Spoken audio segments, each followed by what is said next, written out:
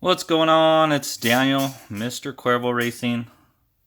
Welcome back to the channel, or welcome if you're new and this is your first video.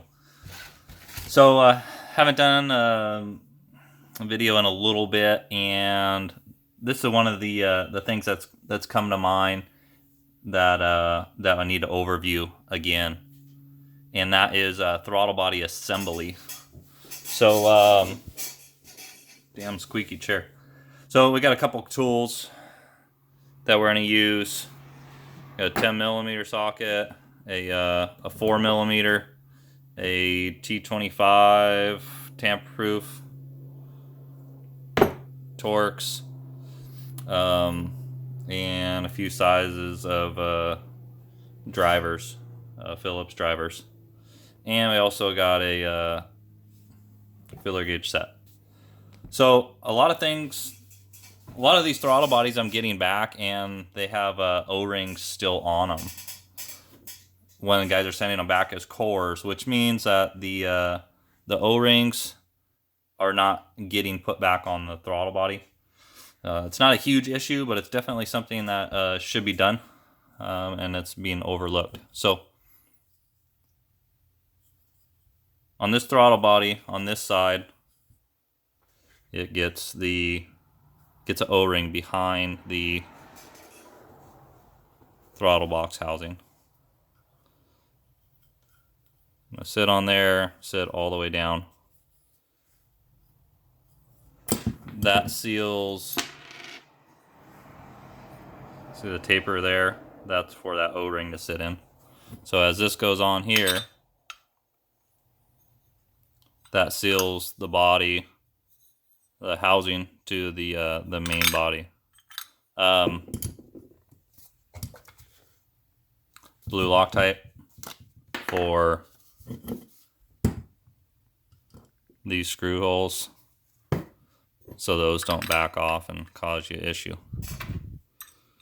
So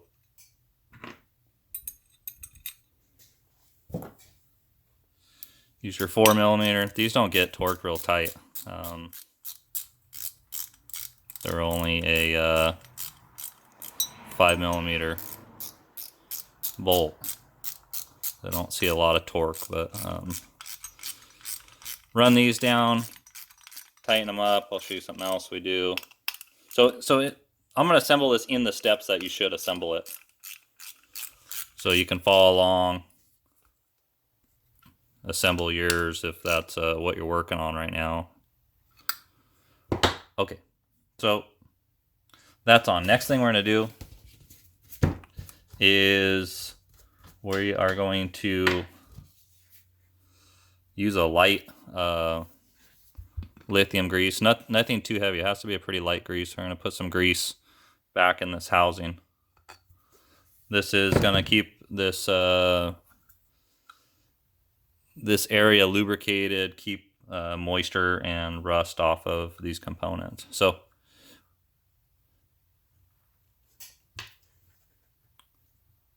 this collar goes on first.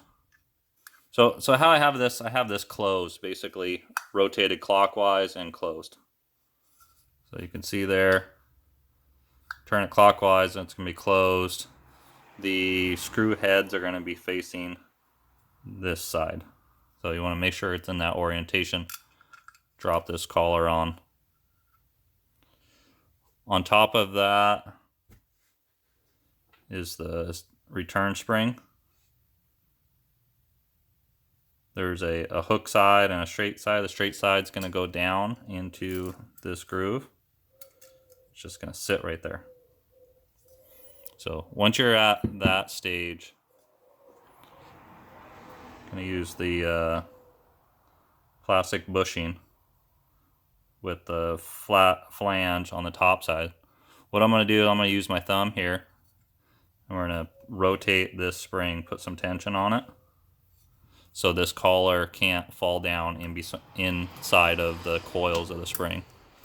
So a little bit of tension.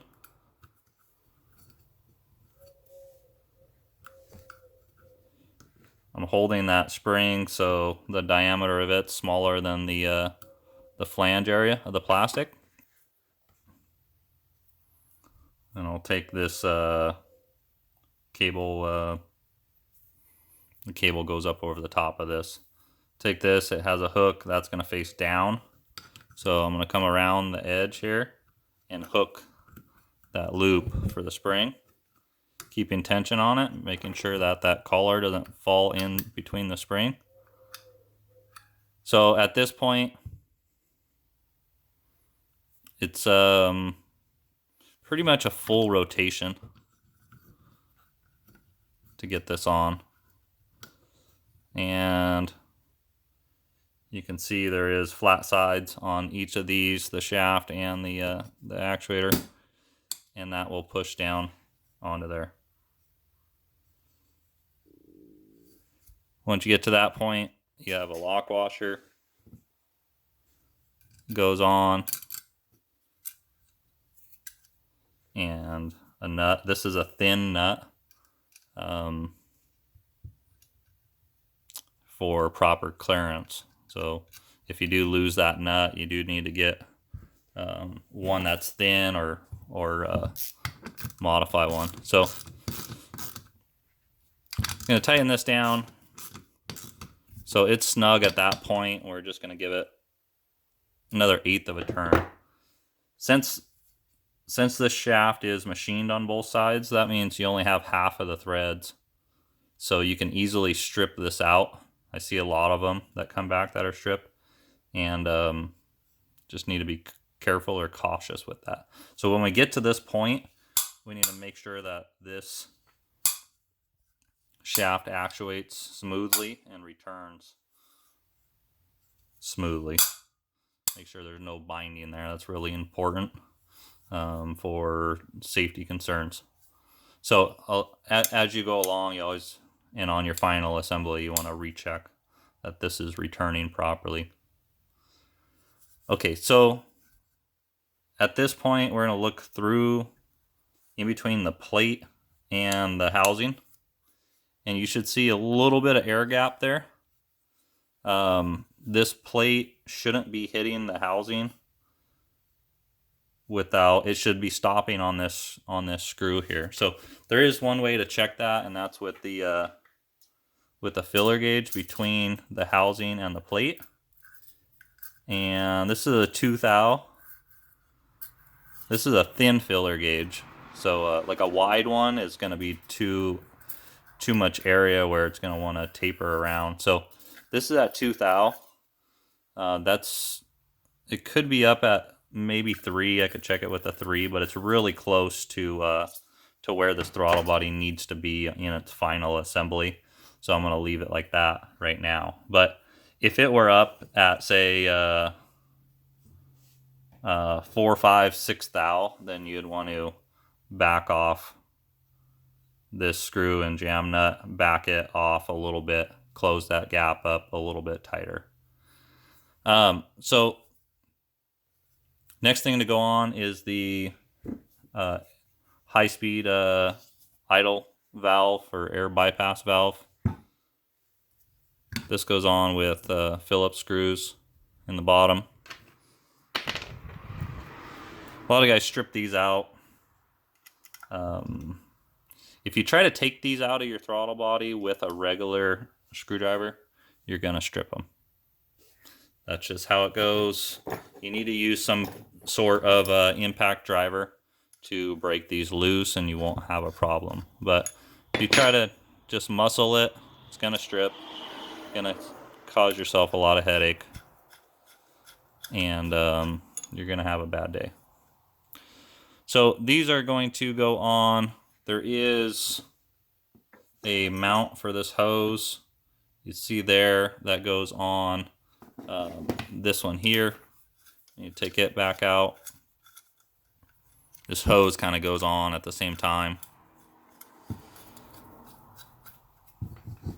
So we got those on. I push this hose on. The earlier models, this throttle body here is a 08 through 19 model. Let's see. That's on. This hose wraps around. That's going to mount there on the bottom. with one of our screws.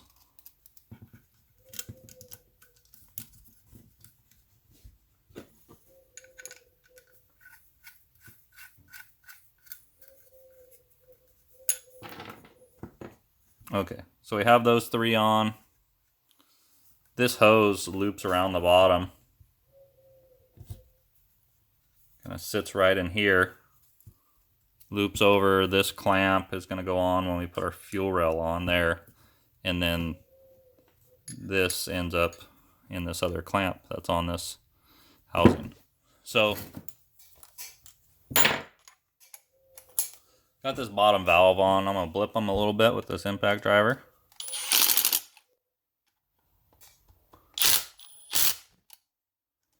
Make sure that they are tight. I don't Loctite those ever. I've never had a problem with them coming loose. We barely put any pressure on tightening that. So once we get to this stage, we're going to do our injector and fuel rail assembly. So recommend taking a little bit of light oil and or WD-40, something like that. Make that O-ring wet so it doesn't get damaged. Install it in the fuel rail. And then here's where another O-ring comes into play. This is a injector O-ring from the body to the injector. It is a square style O-ring. And it is going to push in to here first. So that goes in there first. This fuel rail, this injector is going to go all the way into the shoulder.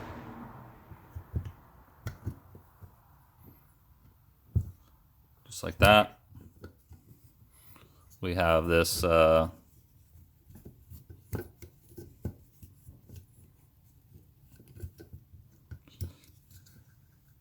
this bracket here. It's going to sit right there with one of these larger 6mm Phillips drive screws.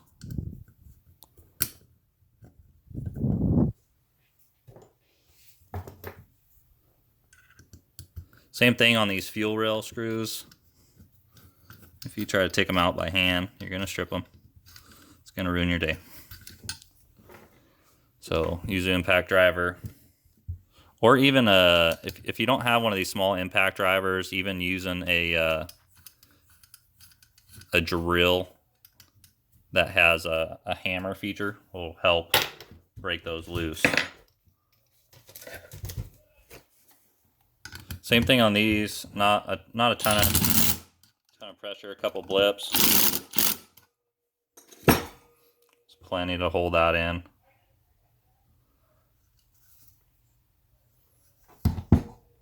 At this stage, hose goes on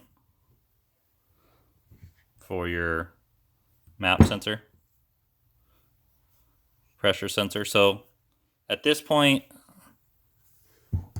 everything's assembled except for our TPS and the O-ring that goes with it. So this is another O-ring that always gets left in. It's pretty visible. Sits right in that groove.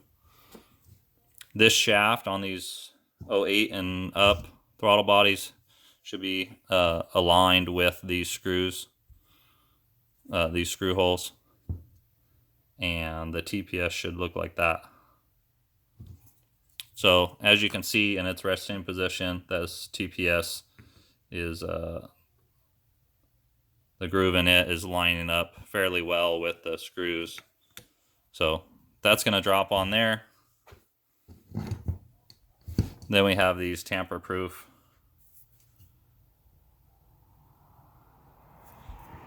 screws.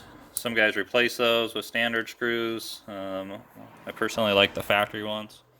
It's not a big deal once you already have the proper tool to loosen those. T25.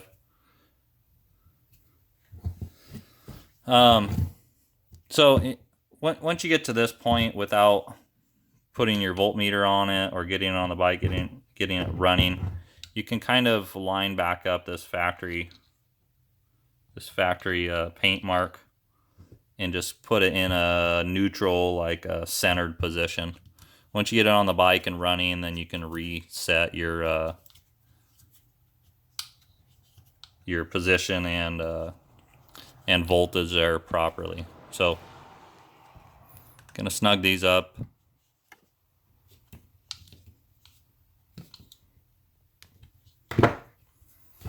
So now this throttle body is assembled. Once we get to this state, we want to recheck, make sure this throttle opens properly and smoothly, and then this is ready to go back on the bike. So there you have it. It's about 15 minutes of work, 20 disassembly, reassembly, not too big of a deal. As long as you don't strip those screws out, and as long as you take the throttle position sensor off first and put it on last, there's not a whole lot you can mess up. I did have one customer who, I don't know exactly what they were doing, but basically they over tightened this nut and they didn't have this screw in there. So they went to tighten this nut.